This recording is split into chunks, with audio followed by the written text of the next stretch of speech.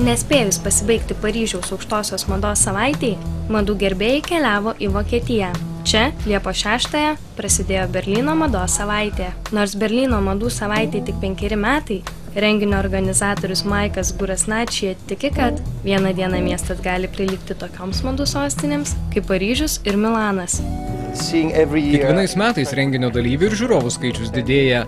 2007-aisiais turėjome kelis dizainerius, šiandien jų net 50. Šiemet įrengėme aikštelę virš podiumo, kurioje dizaineriai gali demonstruoti savo pristatymus.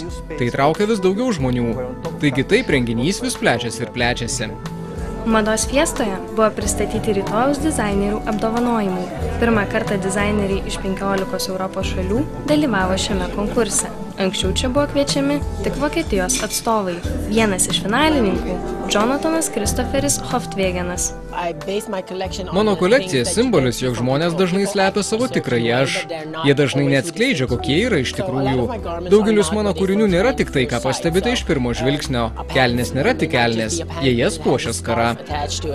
Gimęs Filipinuose, vaikinas užaugo Olandijoje, kur šiuo metu studijuoja dizainą. Jo kolekcijoje naudojamos elegantiškos medžiagos su antspaudais, kuriuos galima išvysti tik užgesinus šviesą. 37 jauni dizaineriai varžėsi ir dėl Triumf įkvėpimo apdovanojimo. Šis konkursas vyko jau 4-ąjį kartą. Kiekvienais metais dizaino studentai iš viso pasaulio čia gali pristatyti savo darbus. Tai jauni dizaineriai iš viso pasaulio. Man labai įdomu, kokius jie apatinius kūrė. Man apatiniai yra klasika, o ši naktis labai įdomi. Jie sukūrė labai įdomių drabužių, kurie man priminė net aukštosios mados darbus. Šių metų darbai buvo labai unikalūs, estetiški, aukštos kokybės. Šių metų nugalėtoja – vengrė Boglarka Bodis.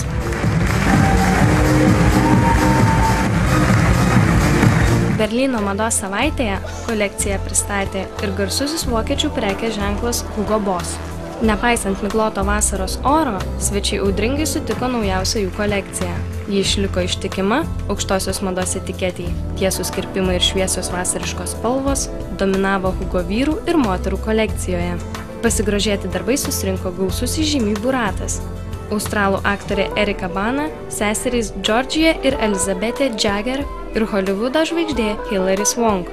Aš mėgstu lankyti skirtingose mados renginiuose, nepaisant to, kur jie vyktų – Berlyne, Niujorke, Paryžiui. Manekenė ir fotografė iš Danijos Helena Christensen, atėjusi pasigrožėti Hugo Boss kūriniais, tvirtino, kad jai labai įdomu stebėti berliniečių aprangos stilių. Manau, šis miestas turi labai savitą rengimosi stilių. Galbūt taip yra dėl kultūros, tradicijų, istorijos. Atvykus į naują miestą, man visuomet labai įdomu stebėti žmonių aprangą, ypač moterų. Tai labai įkvepia, tai mane įkvepia ir šiandien.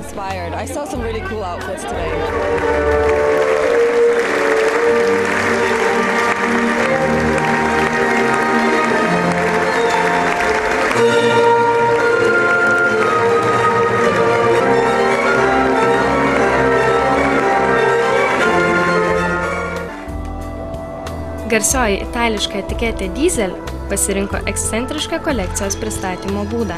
Kolekciją pristatė gamyklos aukšte, kurį dekoravo tarsi butą. Šimtai svečių galėjo vaikštinėti po kambarius, vonią, virtuvę, gurkšnoti kokteilius ir mėgautis podiumų žygiuojančių modelių vaizdais. Diesel įkūrėjas Renzen Rosso tvirtino, kad Žinote, tai yra tiesa, aprangai žmonės šiandien išleidžia mažiau, tačiau daugiau pinigų skiria aksesuarams. Štai dėl to mes plečiamės labiau šioje erdvėje, todėl mes ir judame šią kryptimį, atnaujiname savo kolekcijas. Kolekcijoje gausu atsipalaidavusių linijų ir prislopintų spalvų.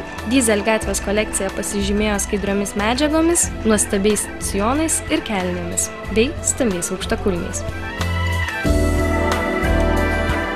Diesel savo darbus pristatė namų svetainėje, o jauni ir nepriklausomi dizaineriai podiumų pavertė vieną iš Berlyno metro traukinių. Rock'n'rollo, punko, gatvės stiliaus drabužius demonstravo neįprasti, o roko žvaigždžių modeliai. Pasipuošę auskarais, tatuiruotėmis, jie išsiskiria iš minios manekenų. Ekscentriška ir puošni madų savaitė prasidėjo Liepos 6 dieną ir baigsis šį šeštadienį. Kupinas spalvų, originalumu trykštantis Berlynas stengiasi patekti į didžiųjų mados miestų gretas. Telieka laukti, kol paaiškės, turėsime dar vieną mados sostinę ar ne.